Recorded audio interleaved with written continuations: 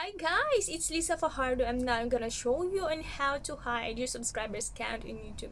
So if you're just new to my channel, please subscribe and don't forget to press the bell for notifications.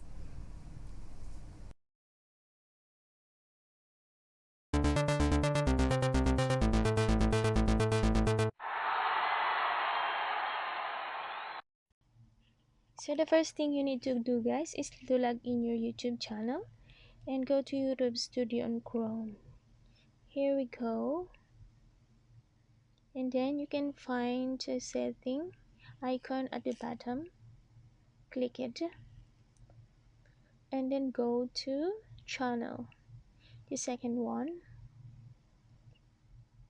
channel, here we go, and there you can see the advanced setting. Just click it, then scroll down. There we go, you can see the subscribers count.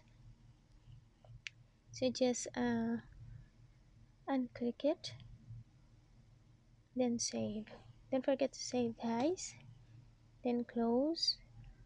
Now we're gonna try to take a look, and as you can see now, my YouTube subscriber count is already hidden.